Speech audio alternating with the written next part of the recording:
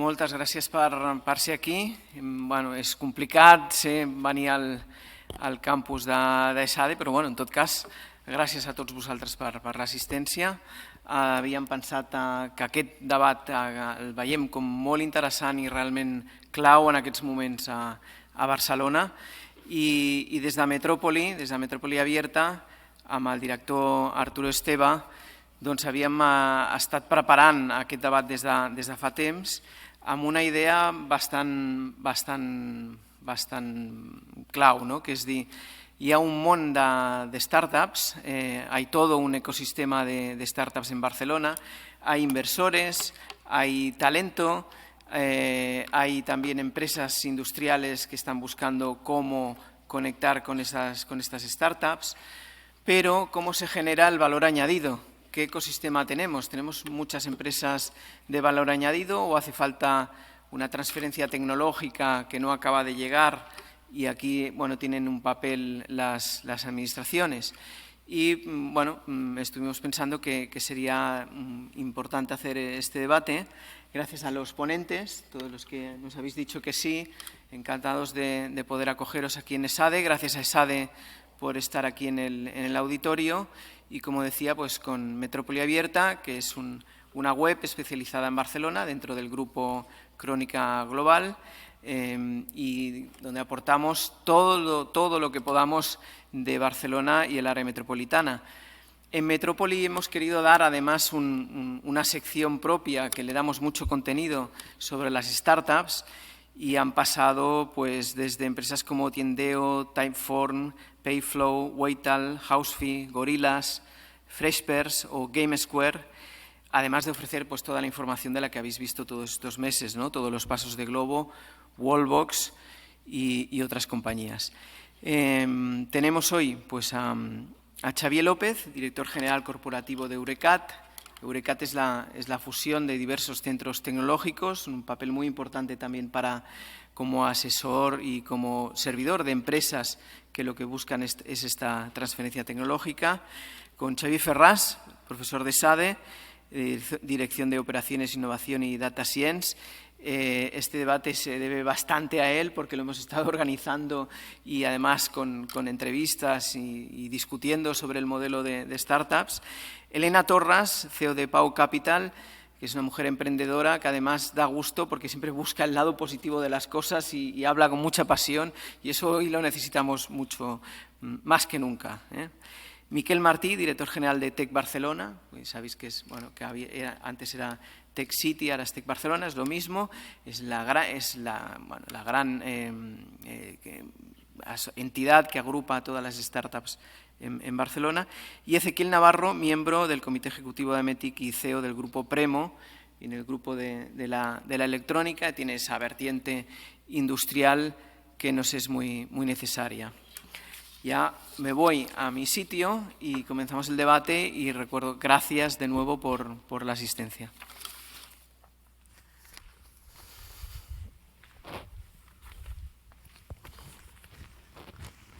Pues como iba comentando, yo creo que para empezar y tener un poco un panorama de dónde estamos y qué es lo que está pasando, lo que haremos es unas pequeñas intervenciones de cada uno de los ponentes y después haremos una segunda ronda lo más ágil posible para que surja el debate. Le doy la palabra a Xavier Ferràs. Cuando quieras, Xavier. Muy bien, pues muchas gracias, Manel. Gracias a los asistentes. Yo creo que hay que, en cierto modo, impulsar el debate crítico, en todos los aspectos de la sociedad, de la economía y de la vida, Y un poco, pues, bajo esa perspectiva se ha organizado este debate, Yo ahora estaba pensando, cuando hablabas de Barcelona y cuando hablamos de Cataluña o de España o de Europa, la necesidad de una estrategia, Yo creo que hay que tener una estrategia también en todos los campos de la sociedad, de la economía y de la vida, y de la empresa, por supuesto. Y pensaba en una definición de estrategia que creo que viene al caso, Leí un libro muy bueno, Good Strategy, Bad Strategy, quizá de los mejores de estrategia que he leído, que decía que una estrategia es una diagnosis acertada de la realidad, más una propuesta de valor diferencial, más un plan de actuaciones consistente y coherente. Entonces, yo creo que hay que partir de la diagnosis acertada de la realidad. Y creo que no la tenemos, o que la tenemos sesgada, porque quizá estamos en una especie de equilibrio subóptimo. Es decir, cuando tú miras hacia adentro, miras nuestra realidad, miras la realidad de Barcelona, la realidad de Cataluña, de España, incluso de Europa, ves grandes actores que individualmente lo hacen muy bien, pero que cuando te lo miras desde una perspectiva sistémica y te comparas con otros que lo están haciendo realmente bien, ves que te falta algo. Entonces, esa diagnosis tiene que contrastarse con el entorno. No es suficiente decir, tenemos grandes centros de investigación que están al máximo nivel internacional. Perfecto, me alegro mucho. O grandes startups que han conseguido pues, grandes rondas de inversión. Es fantástico, no puedo estar más contento. Pero, desde la perspectiva sistémica, cuando te comparas con otros y cómo va el mundo, ves que te falta algo. Y yo creo que ahí es donde deberíamos entrar el debate, ¿no? ¿Qué nos falta? ¿No? Estamos en un punto de inflexión histórico. Creo que todos, a nadie se le escapa, ¿no?, del momento en que estamos, ¿no? Salimos de una pandemia que fue un gran acontecimiento disruptivo. Se produce una guerra en Ucrania, en Europa. Entramos en una segunda guerra fría que no es tan fría, es caliente, pero fijaros, antes la Guerra Fría, cuando la Guerra Fría tenía su núcleo, cuando Europa era el centro del mundo, las guerras calientes, los conflictos periféricos estaban en Asia. Ahora que Asia es el centro del mundo, las guerras calientes, los conflictos periféricos están en Europa. Es decir, está cambiando todo y lo podemos contrastar con datos. Y si me habéis seguido, pues yo sigo mucho los datos de inversiones en I+D, sigo mucho los datos de la carrera tecnológica y son datos que se han disparado en los últimos años. Algunos datos, por ejemplo, que nos dicen que la economía china llega a un nivel de inversión de 378.000 millones en I+D sobre PIB. Desde un punto de vista corporativo, si tú dices, yo no invierto en I+D y todos mis competidores invierten, o es que tú eres extremadamente listo, tienes un modelo de negocio secreto y revolucionario, o es que te queda poca vida. Preocúpate cuando ves que todo el mundo invierte en I+D y tú no. Esto es lo que nos explica la historia de la economía. A nivel de países lo mismo. China, 378.000 millones de inversión en I+D sobre PIB. Biden entra a la Casa Blanca y lanza un plan de 350.000 millones para digitalizar y tecnificar la economía. Envía una carta al MIT y a Harvard diciendo, chicos, nos vamos a poner las pilas. Corea del Sur, que no es una gran potencia, no es un país muy grande, Corea del Sur anuncia que va a invertir 450.000 millones en tecnología de semiconductores. 450.000 millones, un país que es dimensionalmente como España, en PIB y en renta per cápita. España está esperando que vengan recursos europeos y eso yo le llamo la abuelita de Bruselas, ¿no? Está bien que la abuelita de Bruselas nos envíe recursos, pero ¿y nuestros recursos exactamente dónde están? Porque esto es estratégico, esto es fundamental. Es decir, se ha disparado una carrera tecnológica sin precedentes, el mundo se va a fragmentar, Europa pues va a quedar como un actor secundario y esto nos va a hacer a todos diluir y nos está haciendo a todos perder posiciones, perder poder adquisitivo y probablemente en el futuro pues tener más problemas sociales. Entonces, mi perspectiva siempre es la del sistema, no la del actor individual, que hay que felicitar individualmente a todos nosotros por todo lo que estamos haciendo, que lo hacemos todo lo bien que podemos. Ahora, a nivel sistémico, habría que hacer algo más. El mundo que viene es un mundo de giga inversiones tecnológicas, es un mundo de giga corporaciones tecnológicas. Deciros, seguro que lo habéis oído ya, pero solo una compañía como Amazon invierte en I+D casi el doble que toda la economía española en su conjunto. Y me diréis, qué pesado que es este tío con la I+D. Ya, sí, pero yo creo que la economía que viene es una economía basada en conocimiento y de ahí van a derivar ventajas competitivas que van a crear barreras de entrada a la competencia. Si tienes conocimiento específico, solo tú sabes hacer aquello, por tanto, nadie más lo va a poder hacer, tendrás un mercado para ti, mejores márgenes empresariales, como economía, mejor posibilidad de sostener un estado del bienestar. Si tienes un conocimiento, igual hasta lo puedes patentar, con lo cual, pues solo tú vas a poder operar en ese campo. Por tanto, todo nos dice que la economía que viene va a ser una economía donde la I+D va a ser decisiva. Por tanto, ese es el contexto. Es un contexto, además, donde estamos girando de un fundamentalismo de mercado y nos hemos guiado por un fundamentalismo de mercado durante 20 o 30 años, que es no toques el mercado es sabio, es un mecanismo perfecto, se va a autorregular. Por tanto, si el mercado decide que la industria se va a Asia, pues oye, deja que se vaya, porque allá van a fabricar más barato, aquí se quedará la I+D y ya compraremos. Y esto no está funcionando, ya lo sabéis, no ha funcionado. Hemos pasado de un fundamentalismo de mercado a un tecnonacionalismo. Ahora los países, las ciudades, compiten por atraer I+D. Y hablaré mucho de I+D, compiten por atraer I+D. Por tenerla cerca, porque hemos notado a faltar cadenas de valor tecnológicas en la proximidad, materiales avanzados durante la pandemia, impresión 3D para piezas críticas de UCI, semiconductores, ¿qué pasa? Nos quedamos sin chips. El viejo paradigma ha muerto. Estamos en un paradigma donde hay que atraer, concentrar actividades de I+D. Y ahí la acción de los estados de los gobiernos, de las administraciones, es crítica. El mercado solo llega donde llega, pero hay que ir más allá. Y un poco ese es el mensaje. Entonces, cuando tú te miras, y ya acabo, Manel, cuando tú te miras adentro, pues nuevamente, si todos los agentes de nuestro sistema de innovación pasan uno a uno, pues habría que felicitarlos individualmente, ¿no? Emprendedores haciendo pues cosas estupendas, magistrales, grandes historias de emprendimiento, grandes ideas, saliendo al mercado con rondas de financiación, fantástico. ¿Pero es suficiente? Y yo creo que también los medios tenían que hacer una crítica. ¿Es suficiente con tener grandes solistas? Miramos centros de investigación. Tenemos centros que publican en Nature, en Science, sobre ámbitos muy concretos. De acuerdo, ¿pero es suficiente?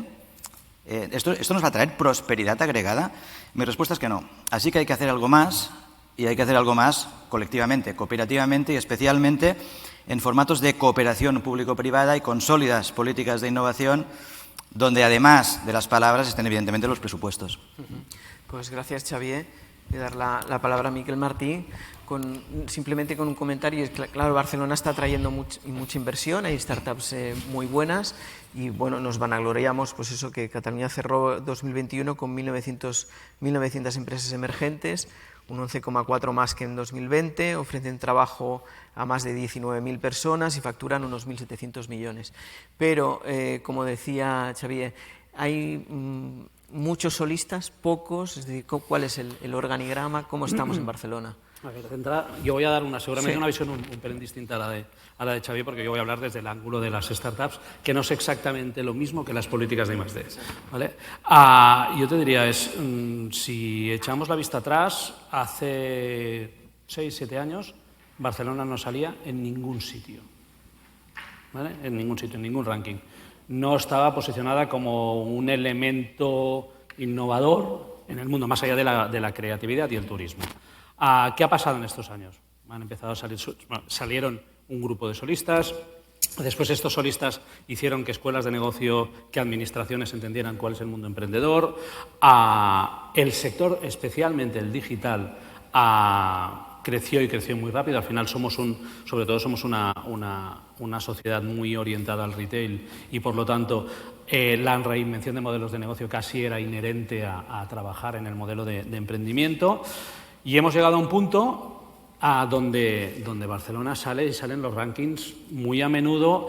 Nos fiamos pocos de los rankings, por lo tanto sale en promedio en la gran mayoría de los grandes rankings a nivel internacional, por lo tanto algo se ha hecho bien, seguramente de una manera un pelín más caótica que lo que debería haber sido, porque nunca ha habido de hecho la ley para startups se está definiendo ahora mismo y por lo tanto no ha habido nunca una política industrial muy definida. Axio ha realizado su labor, el Ayuntamiento de Barcelona también ha realizado lo mismo, es decir, se han llevado a cabo políticas de impulso al emprendimiento, pero no con una visión global, que seguramente si ahora tuviera que hacer una primera revisión crítica, seguramente lo que nos tocaría hacer ahora son dos cosas, y en esto Xavi va a estar de acuerdo conmigo, que es, uno, lo que tenemos ahora mismo es un ecosistema muy digamos, desequilibrados a la parte digital. Tenemos todavía poca parte tecnológica. Para mí, tecnología o base tecnológica, ¿qué quiere decir? Este tipo de startups suelen venir de la ciencia, ¿vale? Tenemos un récord mundial de publicaciones, tenemos muchísimos centros de investigación de excelencia, seguimos echando de menos que esta transferencia se traslade en producto y servicio a mercado. Por lo tanto, un primer comentario sería: lo que nos hace falta ahora es crear este tipo de políticas unificadas y con una visión mínima al 2030 de qué ha de ser Cataluña, en este caso, o Barcelona, que seguro es nuestro ámbito de actuación principal, que es cómo conseguimos que este gran conocimiento se traslade a mercado, ¿vale? Por lo tanto, y no quiere decir que vaya en detrimento de la inversión en investigación, ¿vale? Esto es lo primero. Lo segundo, voy a incidir muchísimo, esto va de visión. Y esto va de visión compartida. Y además esta visión compartida debe quedar reforzada por todo lo que nos ha pasado durante la pandemia. Y también aquí voy a hablar del posicionamiento de Europa. Barcelona, Cataluña, España, Europa deben garantizar una cierta independencia tecnológica. ¿Vale? O si queréis, una no dependencia tecnológica. Por lo tanto, las políticas digitales, las políticas estructurales a nivel de industria, las políticas de I+D y las políticas de innovación deben tener una visión muy clara y las que los definen deben tener muy clara cuál es el objetivo en el 2030 mínimo, tanto a nivel de educación, o sea, al final, sobre todo, esto de lo que va en la competición ahora mismo para nosotros es una competición de talento, por lo tanto, es todo lo que no esté en reforzar políticas de innovación y de conocimiento en inteligencia artificial, en datos, en ciberseguridad, nos va a dejar detrás.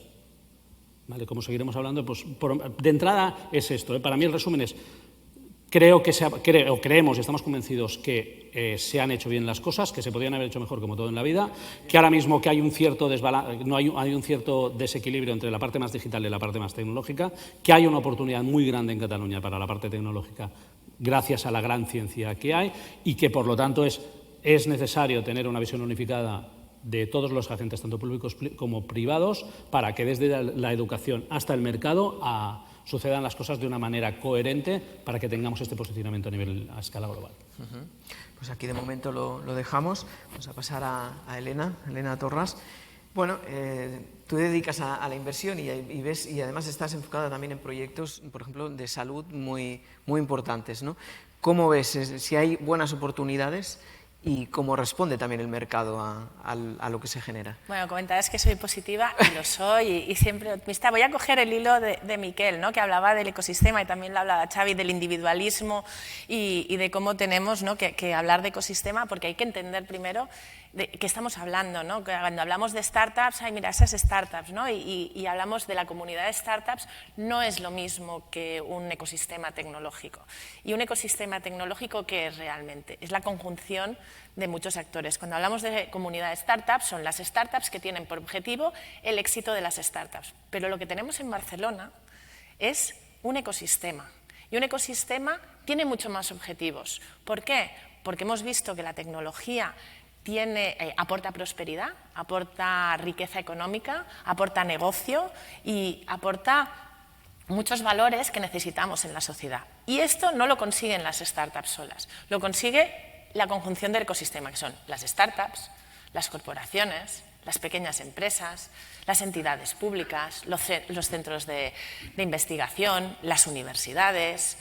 Al final es la conjunción de todo y es cuando trabajamos juntos que hablamos realmente de ecosistema. Y necesitamos ese ecosistema porque sabemos que hoy el futuro es tecnológico, lo va a ser, lo están diciendo ellos, pues que lo hemos visto en la pandemia, que sin tecnología hubiéramos tenido una experiencia muy diferente y hemos visto que necesitamos esa independencia de otros continentes que ahora no teníamos. Con lo cual necesitamos ese eje tecnológico y para tener ese eje tecnológico necesitamos un ecosistema. Los individualismos, como decía Xavi, no funcionan, no son suficientes. Entonces, ¿qué pasa? Que cuando hablamos de tecnología parece que tengamos miedo, ¿no? Y en cambio a nivel personal, todos vosotros seguro que tenéis el móvil y lo habéis integrado sin ningún problema, un montón de herramientas de startups que ahora no podríais vivir sin ello. Pero cuando pasamos al mundo de los negocios, espera, ¿no?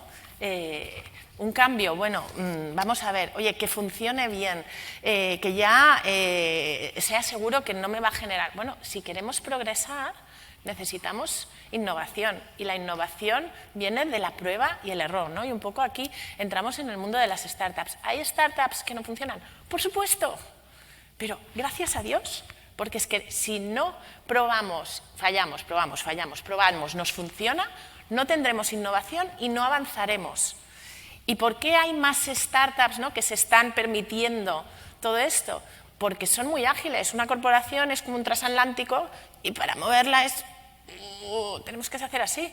Y una startup es una lancha, oye, que ahí veo una ola, pues giro, viro, me adapto al mercado, pivoto, que el modelo de negocio no funciona, me pongo en otro y voy intentando y voy probando. Y tenemos que dar gracias que hay estas startups, este talento que está dispuesto a arriesgarlo todo para hacernos la vida mejor y para ayudarnos a estar delante de todo. ¿Pero qué pasa?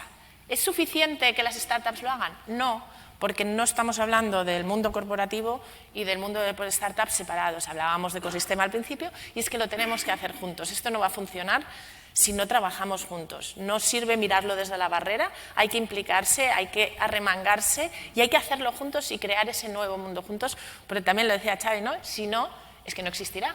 O te anticipas, innovas, o es que no existirás, porque si te mantienes en lo que has hecho siempre así, seguramente de aquí 5 años, iba a decir 10, pero es que me quedo con 5, ya no funcionará.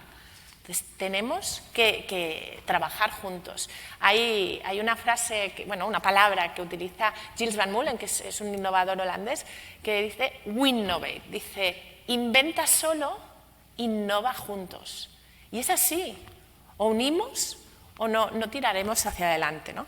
Entonces, yo creo que realmente lo que tenemos que hacer es implicarnos. Se hablaba de Ucrania y podríamos hacer una comparación no perfecta de decir, oye, podemos verlo desde la barrera, pero es algo que nos afecta y que si no actuamos nos va a llegar, o podemos implicarnos, como está haciendo mucha gente. Ha habido gente, ¿no? Y seguro que conoceréis personas que han acogido personas de Ucrania en su casa. Hay otros que han invertido dinero. Hay gente que ha generado plataformas para conectar refugiados con potenciales puestos de trabajo. Nos estamos moviendo y nos estamos implicando. Entonces, ¿qué queremos hacer? ¿Queremos mirarlo desde la barrera o queremos implicarnos para estar ahí, para adelantarnos y para crear realmente el futuro que queremos? Steve Jobs decía, ¿no? Los líderes, la innovación distingue a los líderes de los demás. Seamos innovadores y unamos esfuerzos. Gracias, Elena. Voy a dar la palabra a Xavier López, director general corporativo de Eurecat, que es el centro tecnológico donde acuden muchas empresas, ¿no? Y explícanos también esa faceta, lo que os piden y cómo se puede generar empresas de valor añadido.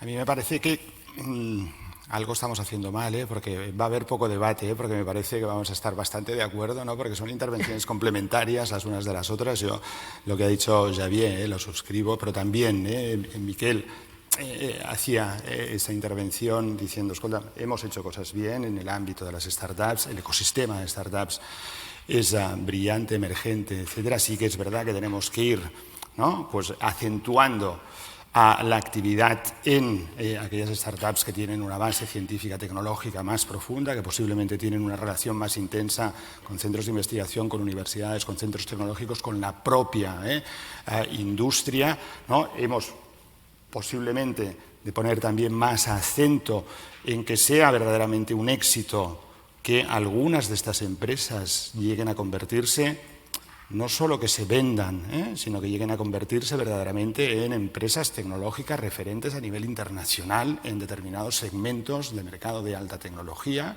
¿no? Y por tanto, yo creo que ahí vamos a estar de acuerdo y que eso, como decía Elena, no se puede conseguir solo por la intervención, aquello de solistas muy brillantes, sino trabajando de forma ecosistémica. Sí que es verdad que yo creo que hemos hablado muchísimo de ecosistema, no solo de startups, sino de ciencia, tecnología e innovación en el país, en Cataluña, pero existen grandes déficits todavía dentro de ese ecosistema. Las relaciones sistemáticas entre los diferentes agentes existen de manera menor a la deseable. Faltan incentivos para que esas relaciones entre universidades, startups, centros tecnológicos, etcétera, se sistematicen, ¿no? Y por tanto ahí hay trabajo a hacer, ¿no? Pero yo, complementando, como decía, no contradiciendo, complementando, sí que quería apuntar, Miquel comentaba lo de los rankings, relativizándolo, pero hay otro ranking igual que también podríamos relativizar, pero que es importante, el Regional Innovation Scoreboard de Europa. Cataluña, desgraciadamente, desde hace años, ¿no? Está en tercera división, están los leaders, los strong innovators y los moderates, porque son muy educados en Europa, ¿no? Calificando las cosas, ¿no? Y eso, esa clasificación de Europa en relación al conjunto de regiones europeas en cuanto a su nivel de innovación, porque cuando miras los indicadores, pues claramente hay algunos indicadores en los cuales Cataluña pues no estamos bien, ¿no? Y ahí se refiere básicamente no a la parte de la producción científica, etcétera, no tampoco al nivel académico de los trabajadores y de las trabajadoras de Cataluña, pero sí a la innovación realizada por las pequeñas y medianas empresas, que ya sabéis, sobre todo las pequeñas, que son un porcentaje elevadísimo de nuestro tejido industrial, ¿no?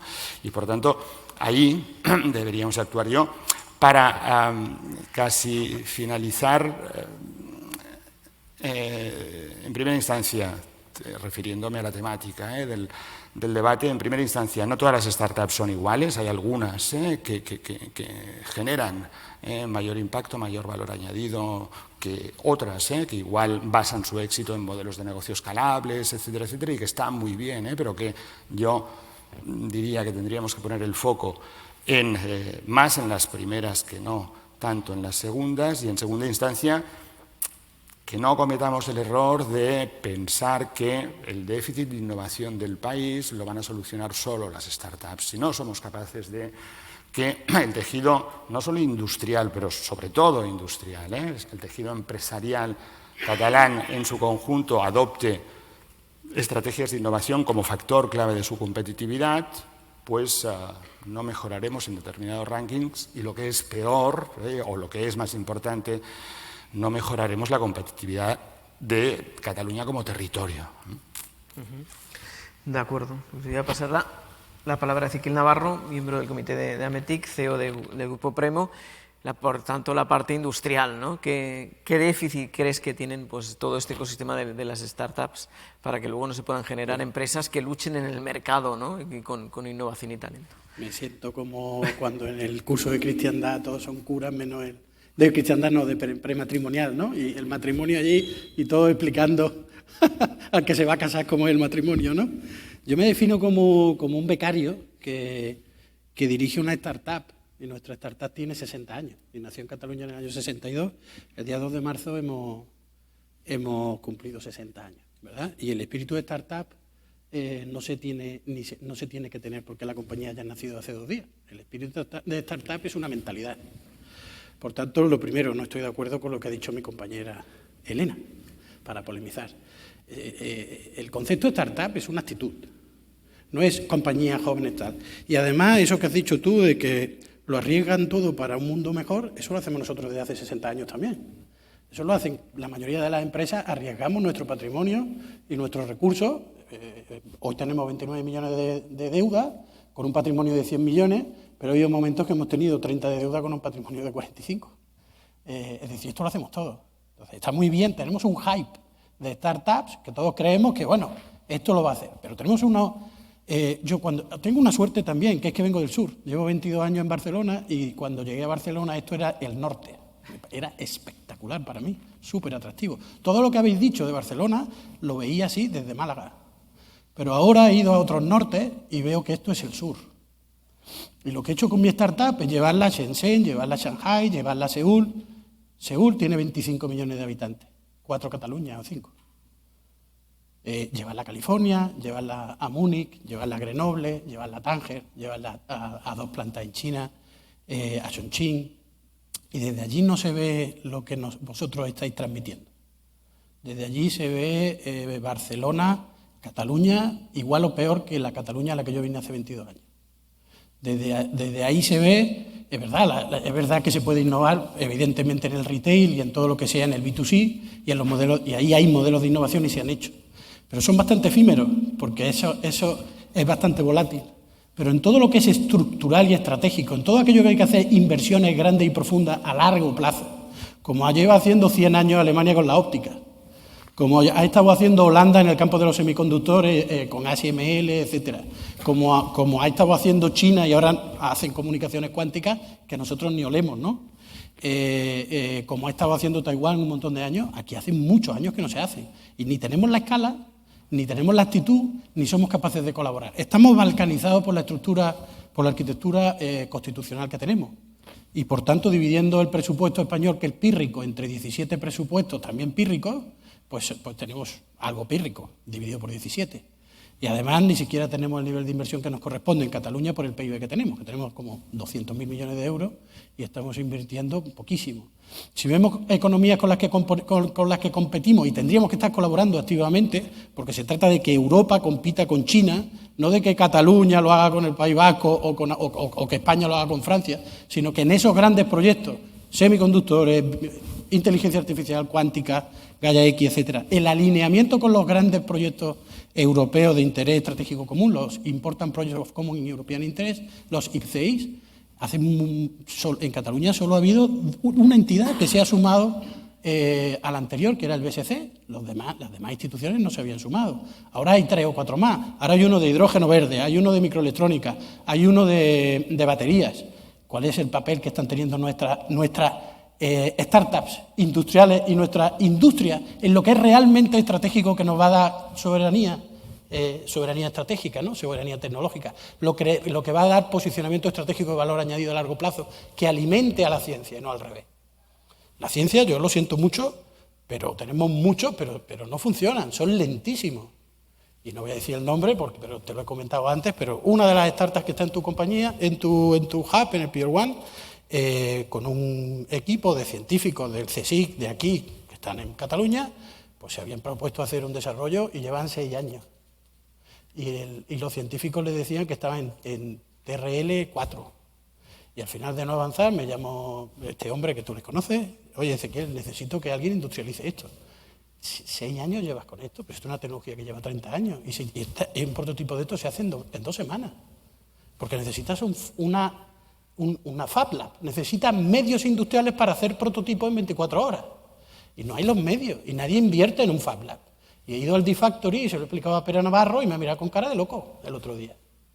Y le dije que los robots que tenían allí, que son todos de marca, no es el futuro, que el futuro es código abierto, que no haya sistemas propietarios, que sea colaborativo, tanto en microelectrónica como en Robotic Operating System, etc. No te va a pagar el centro de las marcas de los robots, porque ese robot hay un chino que lo hace a 3.000 euros. Y nosotros tenemos que tener Cataluña llena de millones de robots a 3.000 euros y pueden ser hechos por nosotros y en código abierto. Entonces, yo creo que estamos realmente mirándonos el ombligo, ¿eh? Aquí dejo la polémica. Bueno, no está mal, ¿no? Yo creo que ahora sí que ha empezado a salir. Yo quería empezar esta nueva ronda con una pregunta a Miquel, que es decir, hay ya bastantes expertos que van diciendo, bueno, aquí lo que pasa por ejemplo, con las rondas de financiación, ¿no?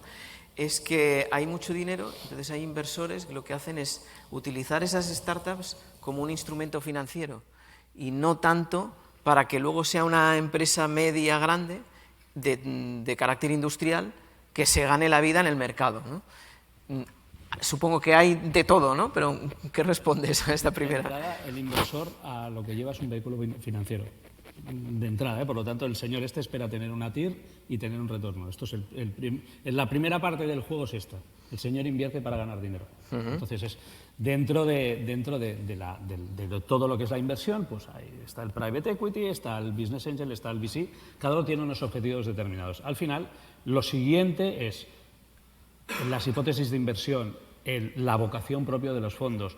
Todo esto es lo que conlleva cómo son las relaciones con las compañías. ¿Vale? Entonces, esto es la primera parte. La segunda parte es un juego de emprendedor y inversor. Ninguno de los dos es idiota. ¿Vale? Por lo tanto, uno pretende tener dinero para hacer cosas dando lo mínimo posible para su compañía, el otro intenta tener el máximo de compañía poniendo el mínimo de dinero. Por lo tanto, esta es la siguiente parte del juego. Entonces, a partir de aquí, cuanto más dinero hay, cuando hay más dinero, ahí pasan 2 cosas. Uno, evidentemente, que hay como una especie de inflación sobre los proyectos, es decir, proyectos que no son buenos también reciben dinero, simplemente porque hay que dar salida al dinero. Esto es lo primero. Pero lo segundo es también se invierte en proyectos buenos. ¿Vale? Cojo un tema anterior, ¿eh? Es decir, cuando hablamos de solistas, cuando hablamos de gente que lo ha hecho mejor o peor, que se ha aprovechado de modelos regulatorios, que se ha aprovechado no se ha aprovechado, simplemente ha visto la oportunidad de disrumpir y de, por lo tanto, tirar. Aquí nosotros nos hemos de plantear cuál es el modelo que queremos. Es decir, ¿creéis que Uber le ha hecho un favor? No voy a mencionar los de aquí, voy a mencionar los de fuera. ¿Uber le ha hecho un favor o no le ha hecho un favor al sistema de emprendedor norteamericano? ¿Le puede gustar más o menos el modelo? pero Uber como marca vinculada al emprendimiento norteamericano, ¿le ha ido bien o le ha ido mal? ¿Vale? Entonces, para hacer tortillas hay que romper huevos. ¿Vale? Esto es un elemento muy relevante. Entonces, la otra parte, si hablamos de I+D, evidentemente estamos, y aquí hay como una especie de dos mundos distintos. Tú estás hablando de emprendimiento, para mí una startup es una compañía y un emprendedor es el empresario. Simplemente ha habido un cambio de nombre, ¿vale? Esto es lo primero. Siendo hijo de emprendedor, te aseguro que esto lo he mamado desde los 0, ¿eh? O sea, es que en esto lo tengo muy claro cómo funciona. La otra parte es, hay veces que hay una cierta estructura caótica cuando empezamos a crecer. Es decir, Barcelona como ecosistema ha crecido de manera muy caótica al principio, cada vez menos caótica ahora mismo, ¿vale? Pero sí que es verdad que hay una cierta separación entre la realidad tecnológica y la realidad digital. La realidad tecnológica, la realidad más industrial todavía está un poco desconectada. Y seguramente, igual que hay casos como Premo, son casos muy destacables, te podría decir que el 95% de las SMIs que tenemos ahora mismo nosotros en Cataluña no ha iniciado el proceso de transformación. Y este es un problema, este sí que es el problema real.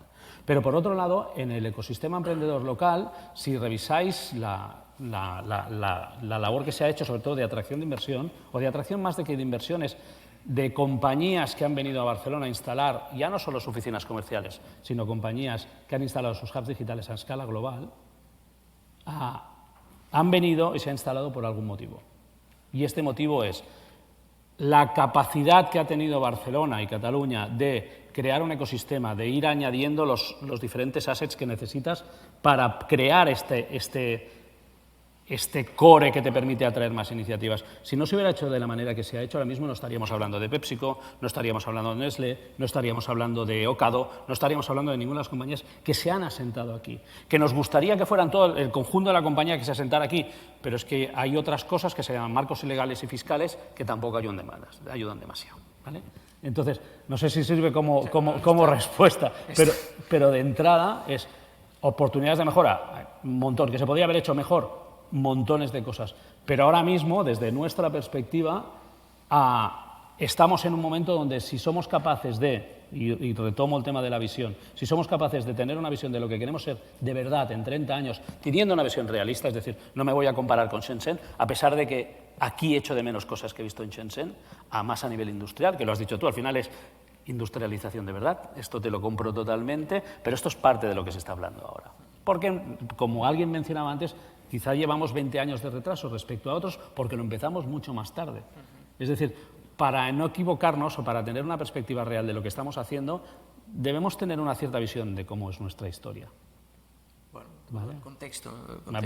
Porque si no es meter saltos cuánticos, a lo mejor lo haremos si el BSC acaba creando el primer ordenador cuántico. O si Mateo Valero acaba consiguiendo de que nos vengan, que pues seamos capaces a escala europea de crear chips aquí, que creo que no va a pasar. Pero esta es la realidad. Esto es lo que hemos de intentar. Pero sin todas las bases, sin todas las pequeñas bases que se han ido creando, esto no pasa. Es que la posibilidad de que pasara sería 0. Y esto es relevante. Y esto es muy relevante. Bueno, importante la reflexión. ¿Quién recoge el guante? Ahora ya os dejo a vosotros, yo voy introduciendo alguna cosita. Me gustaría hablar del tema de los inversores, ¿no? Un poco lo que decía, porque parece que hablemos hoy inversor, rentabilidad financiera, por supuesto, es su negocio y es a lo que se dedican, pero entendamos que el inversor en el Venture Capital al final tiene unos ratios de éxito que le funcionan, si invierte en 10, 2. Entonces, está invirtiendo dinero sabiendo que una parte no va a funcionar para ayudar a esa innovación. Y yo creo que, por poner, ¿no?, el lado bueno del inversor, obviamente, si solo van a funcionar 2, ¿qué va a querer? Cuanta más rentabilidad posible, porque él se debe a sus inversores que les tiene que dar un retorno.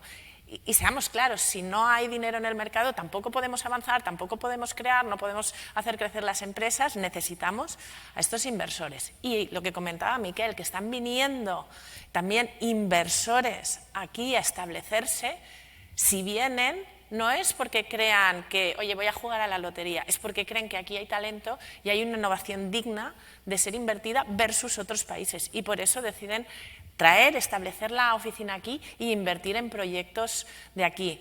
Con lo cual tenemos aquí un caldo que viene de una historia y de muchos años y que ahora estamos empezando, no diré que somos maduros, pero empezamos ya a estar en cuesta arriba y hay mucho talento, hay buenas compañías que los inversores consideran interesantes porque van a conseguir una rentabilidad y quizá les incremente ese porcentaje de en lugar 2 me salen bien, me salen 3, pero volvemos a lo de antes, la innovación tiene ese riesgo que algunas no saldrán. Entonces necesitamos ese dinero del inversor que lo pone para probar e intentar que salga bien, sabiendo que va a perder mucho. Pero aquí una cosa, tú puedes invertir y no ver nunca, es decir, no interesarte tanto por el EBITDA como por pongo dinero esperando venderlo y recogiendo un rédito. Y quien lo compre también piensa en lo mismo. Entonces vas haciendo una pequeña bola, ¿no? Entramos en el tema de tesis de inversión y un venture capital puede ser money first o impact first, ¿vale?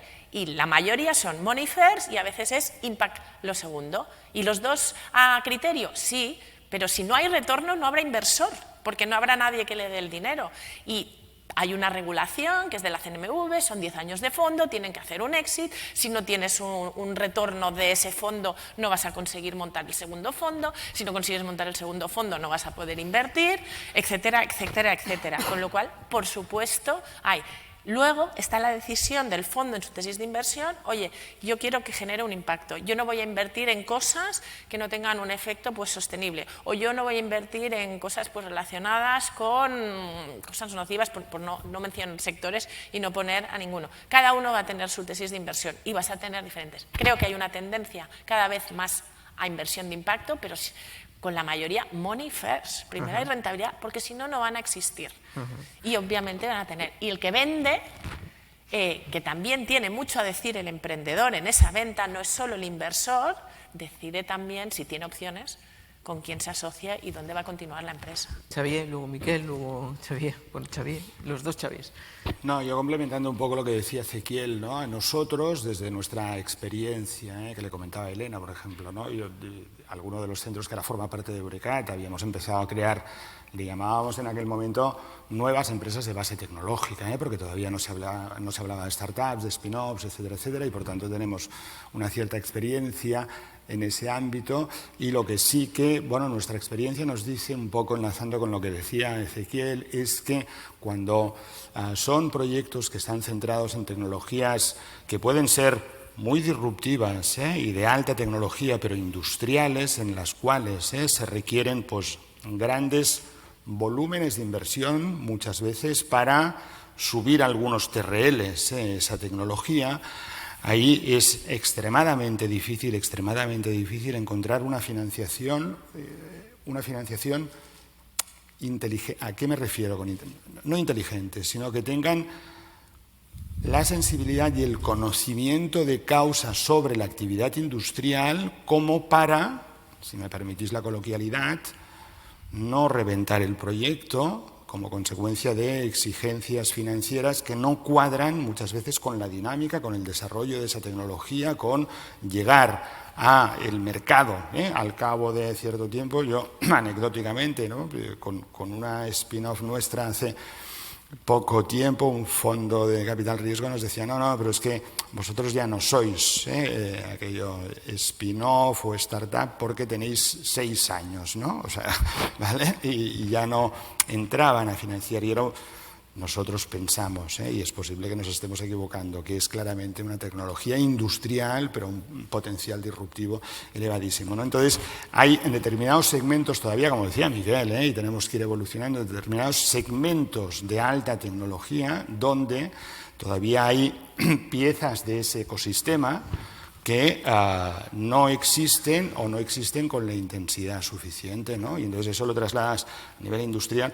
Pensemos además que esos proyectos a los que se refería Ezequiel y yo me estoy refiriendo tienen una componente de soberanía tecnológica importantísima, ¿no? Y ahí no encuentras esos mecanismos para escalar de forma sistemática esos proyectos, ¿no? ¿Xavi? Primero Miquel, creo. Comentario corto y aprovecharé y comentaré dos. Uno, yo soy de los que piensan que debemos relativizar el tema de los unicornios, Porque al final el tema del unicornio es un juego muy financiero. ¿Vale? Está planeando por toda la... No, pero es que, a ver, los unicornios es una métrica y es una métrica más, y tener unicornios es una marca que te permite que los inversores se interesen más por ti. Es decir, la capacidad de atracción de inversores, primero te vienen los inversores, podríamos decir, digitales, te vienen, que se enteran, oye, aquí hay unicornios, pues claro. Si ya unicornios pasturan, pues tú vas a ver si hay unicornios. Pero desde una visión de ecosistema, nos gustan tanto los unicornios como las empresas que facturan. No nos engañemos. Es decir, la empresa que factura interesa y interesa un montón, porque existen otros modelos de negocio. Es decir, que el modelo B2C, como mínimo, desde nuestra visión de ecosistema, ahora mismo no pasa del 20%. Los restos son modelos B2B, B2B2C. ¿Vale? Esto es lo primero. Lo segundo, lo que decía Xavier, y esto sí que es relevante, y es lo que debe pasar ahora, y que está pasando más en el sector salud y todavía no está pasando en los siguientes, a pesar de que, gracias a lo que existe aquí, fondos industriales, de los que meten miles de millones de euros en compañías, se están empezando a interesar en lo que pasa aquí, ¿vale? Que es, necesitamos fondos especializados, necesitamos líneas de ayudas especializadas. Esto ya no va de tener un VC generalista.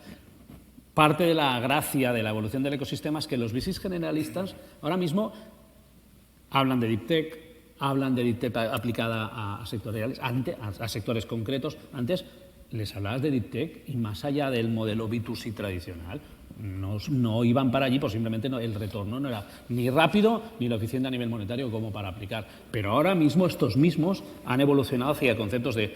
Hablamos más de digital health, hablamos más empiezan a haber ciertos modelos industriales donde están dispuestos a poner dinero. Esto es parte de la evolución. ¿Qué necesitamos nosotros como ecosistema? Tener instrumentos públicos que permitan esta innovación, tener fondos cada vez más especializados, y no estamos hablando de 100 millones de euros, estamos hablando de 1.000 millones de euros.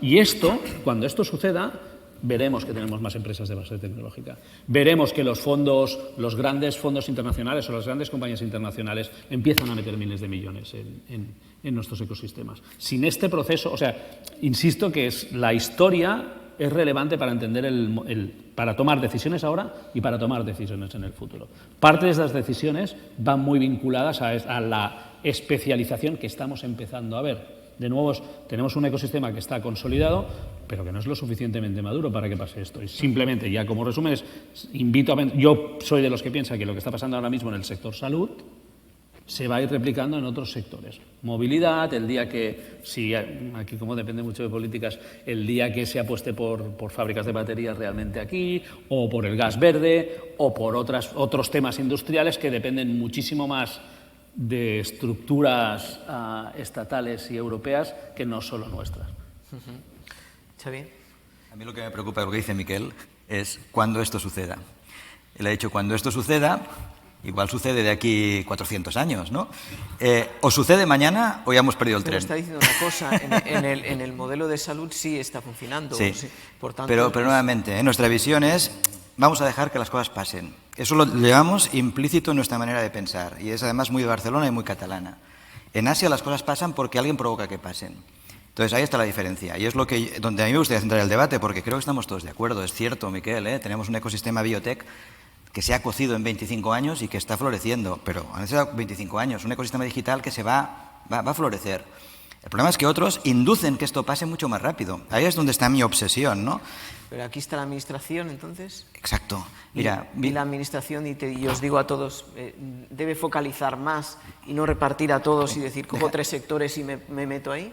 Déjame explicar un poco también la historia, ¿no? En los años 70, Taiwán era más pobre que la República del Congo.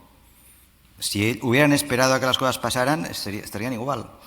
El mercado no se enamoró de Taiwán y dijo, ostras, qué bien, aquí hay mucha arena, vamos a hacer semiconductores. No. Ahí hubo unas políticas, un marco institucional, una estrategia país, unos liderazgos que hicieron que pasaran cosas. Eso no quiere decir que dejen de pasar otras. O sea, en una economía moderna, dinámica como la nuestra, pues saldrán startups de primer nivel, se venderán a muy buen precio, habrán grandes emprendedores, habrán retornos financieros, es fantástico y eso es la dinámica natural. El problema es qué hacemos para que pasen más cosas. Cuando Taiwán era como el Congo, en Cataluña ya había un clúster de empresas electrónicas de primer nivel. Sony, Panasonic, Samsung estaban aquí y hubo una buena política de atracción de multinacionales. Crearon un sector industrial y Ezequiel es un ejemplo de ello. En ese momento alguien dijo, vamos a poner en el centro del clúster el Centro Nacional de Microelectrónica, la sala blanca de fabricación experimental de chips más avanzada de Europa en ese momento, años 90. Ya pasarán las cosas, ya se conectarán. Hoy solo queda esa sala blanca. Entonces, si dejamos que las cosas pasen, pueden pasar en la dirección equivocada. O inducimos que pasen y pasen rápido o estamos fuera de juego. Entonces, esto, ¿dónde se focalizan las políticas? En el fallo de mercado, en aquello que no pasa. Porque lo que pasa ya pasa. Es que nadie está diciendo que la de startup... No, sí, es fantástico, pero hay que hacer más cosas. Entonces, ¿qué es el fallo de mercado? Yo siempre lo explico en clase de forma muy sencilla, alguien me lo habrá oído, pero es que es muy gráfico, ¿no? Yo divido a la clase en 2 grupos y les hago hacer un plan de negocio a cada uno sobre un producto que les propongo. Y les digo, mira, el grupo de la izquierda ha inventado las pizzas. No existen. Un mundo sin pizzas. Imaginaos que las inventáis vosotros. Ahora salid durante un par de horas y volvéis con un plan de negocio sobre pizzas. Y a otros les doy la primera patente de un chip de silicio. Habéis inventado esto, sois un joven PhD que sale de la universidad, tenéis esta patente. Ahora haced un plan de negocio sobre esta patente. Vuelven al cabo de 2 horas y os podéis imaginar el resultado, ¿no? Es que el plan de negocio sobre pizzas es clarísimo. Primero, pirámide de Maslow, responden a necesidades básicas, todo el mundo se las comería. Pero tienes un mercado garantizado. Segundo, es perfectamente escalable, empiezas con una cosa sencilla y sigues y cada establecimiento financia el siguiente. Y no es una broma, Telepizza llegó al IBEX y era un referente de innovación en los años 90, lo estudiábamos en el máster, Miquel, Telepizza, bueno, que trajera una pizza caliente a casa, era una gran idea, muy innovadora.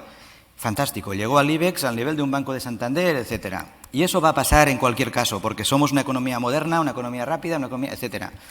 Ahora, los pobres de los semiconductores no saben ni por dónde empezar. Porque ¿quién les va a pedir un semiconductor cuando no existen? ¿Quién lo va a entender? ¿Quién lo va a fabricar? ¿Cómo lo van a purificar? Es decir, ¿dónde está el proceso industrial? Bueno, pues eso es lo que está pasando actualmente aquí. Startups funcionan bien, pero este tipo de proyectos de alta tecnología, alto riesgo, donde no hay mercado, pues si no hay nadie que cubra ese fallo de mercado, simplemente se van a otros países. Bueno, aquí está el tema de la administración que decíamos. Miguel, sí. Vamos acabando y daremos. Yo había hecho una intervención para sembrar pánico, pero ahora todo el mundo ha contestado más o menos, ¿sí? Pero ahora vengo con las soluciones.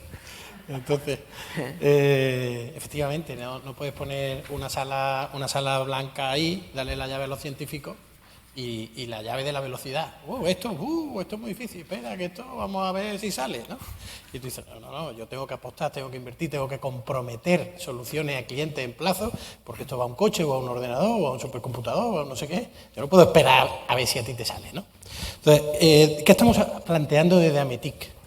Es una solución que se basa en una coalición de los que quieren y que se basa en desmontar la fragmentación que hay a base de que todas las empresas que quieran y todos los centros, instituciones que quieran, se sumen a trabajar juntos para superar la fragmentación que tenemos en estos campos, ¿no?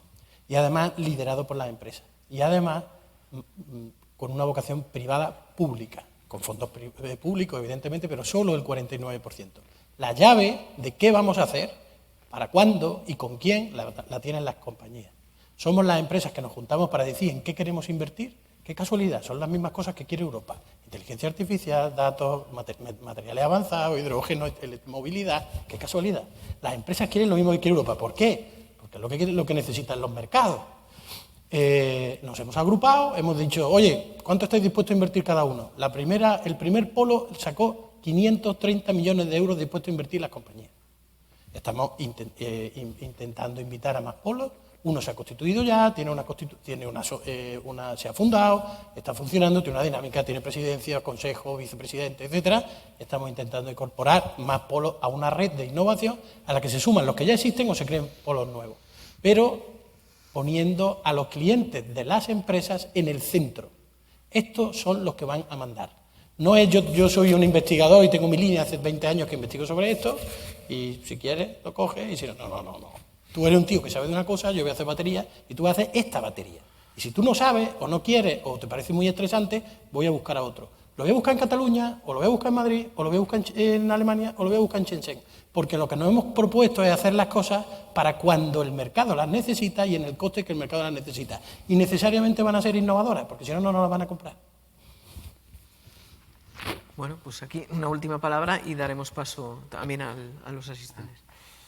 No, yo quería complementar un poco lo que decía Miguel del sector salud.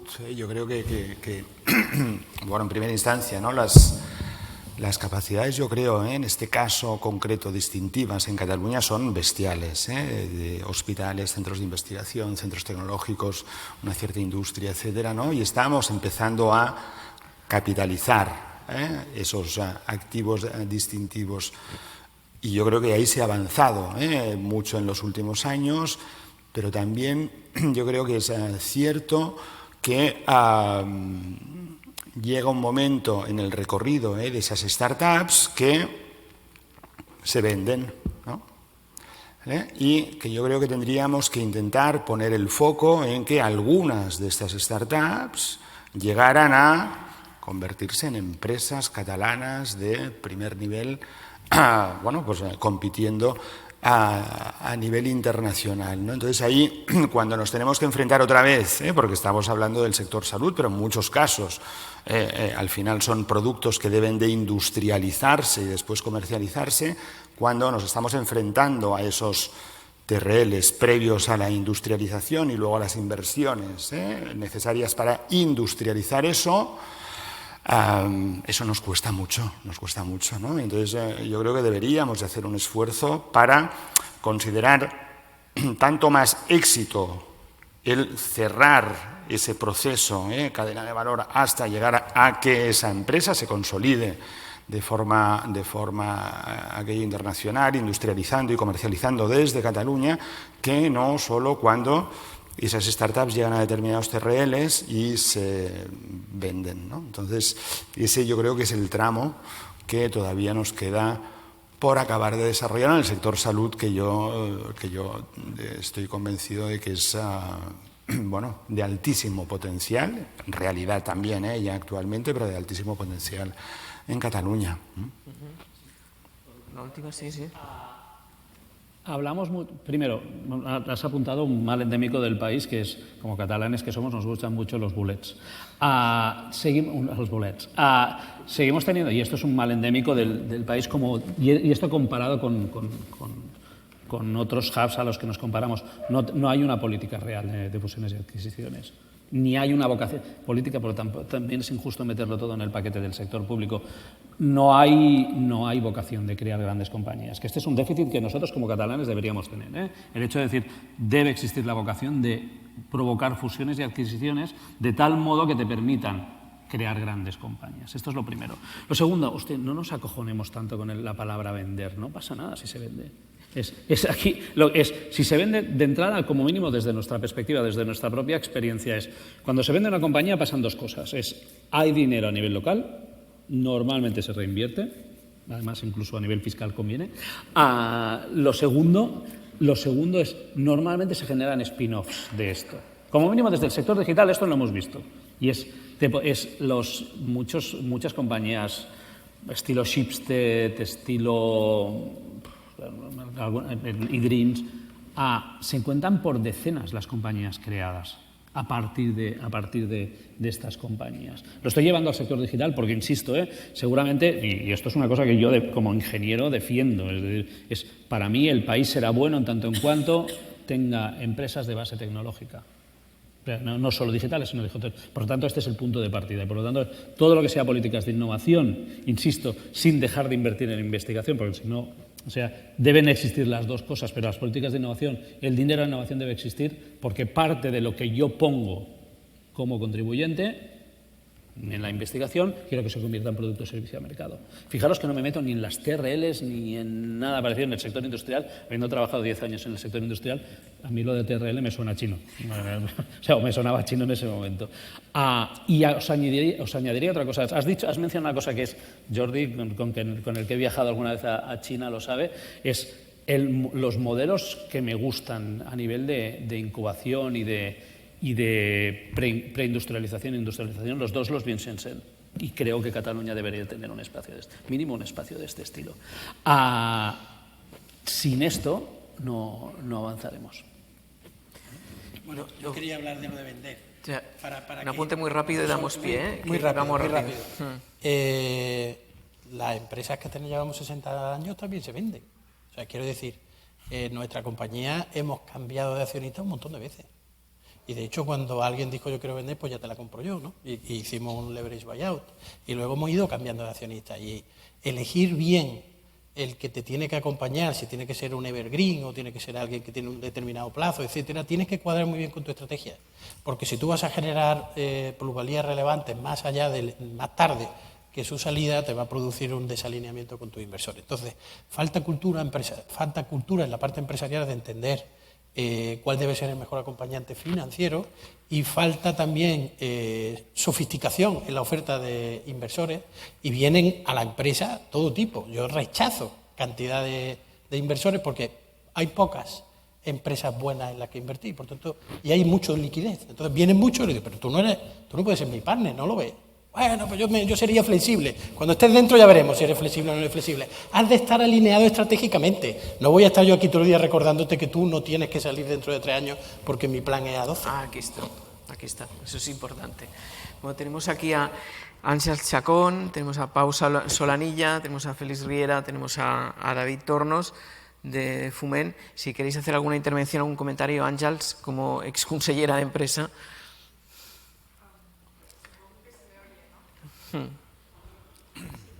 Espera.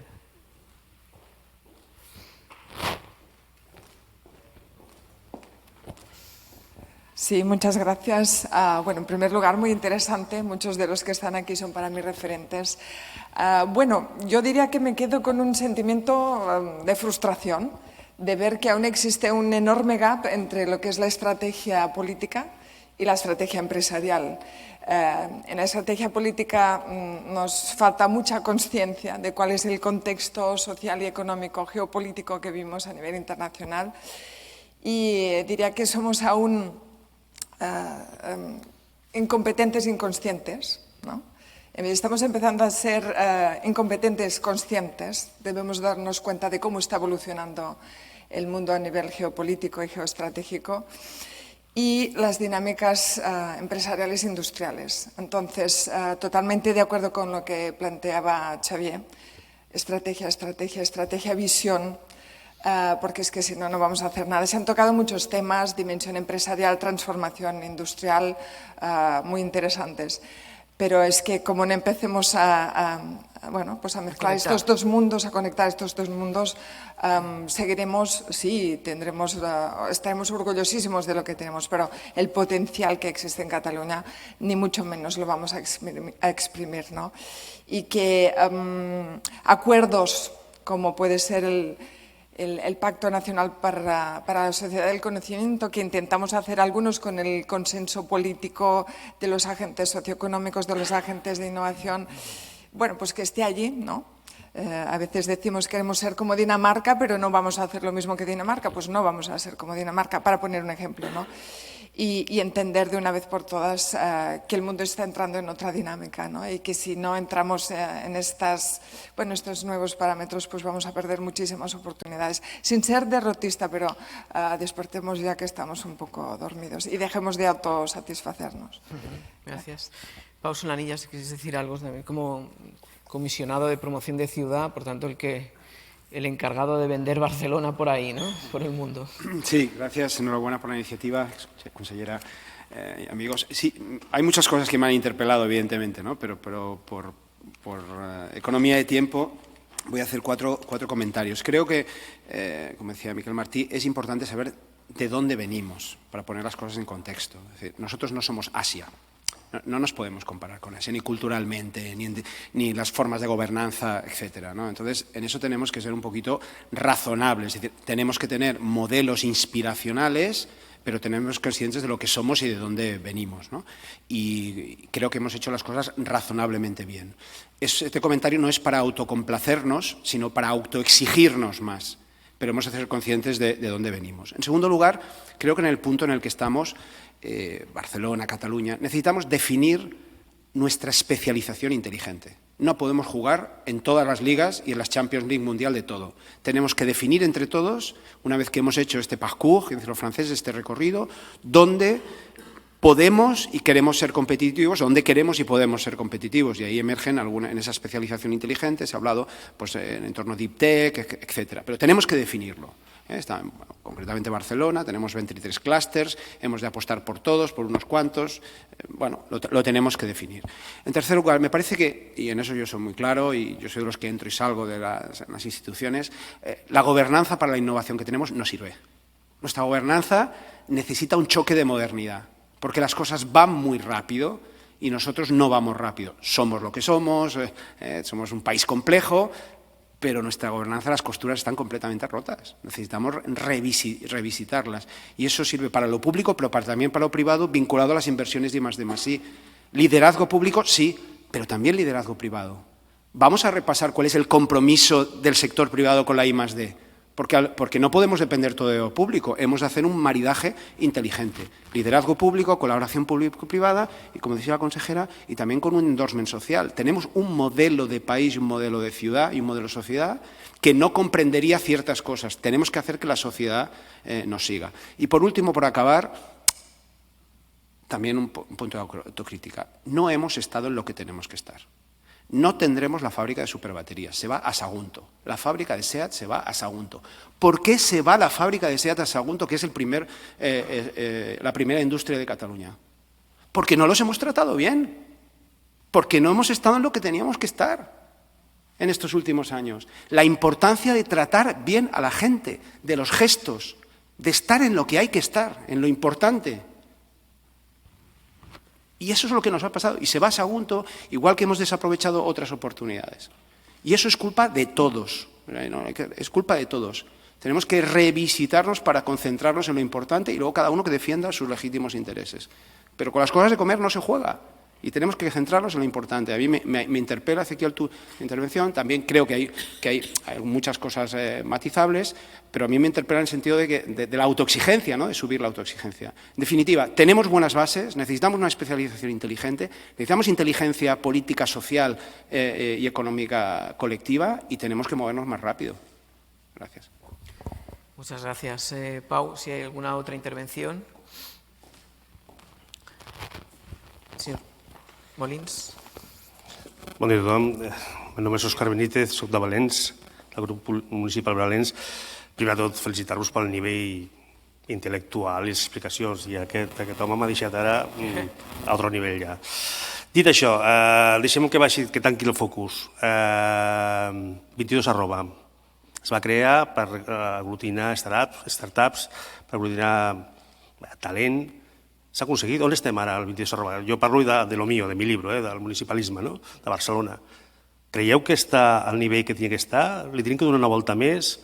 Té capacitat de créixer? O té capacitat de, tot això que dieu tots vosaltres, de poder imprimir-lo, injectar-lo ahí dintre una altra vegada per donar a ser el que volien que fos? Gràcies. Clar, és obrir un...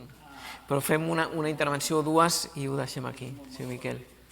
El 22 arroba jo diria que és, si el 22 arroba és un concepte, té futur. Si el 22 arroba és un territori limitat dintre la ciutat de Barcelona, no en té cap. És a dir, està limitat per tot arreu, jo crec que en algun moment... O sigui, l'èxit del 22 arroba ara mateix és que la ciutat ha necessitat créixer i que després d'11 anys s'ha acabat fent allò que inicialment es volia.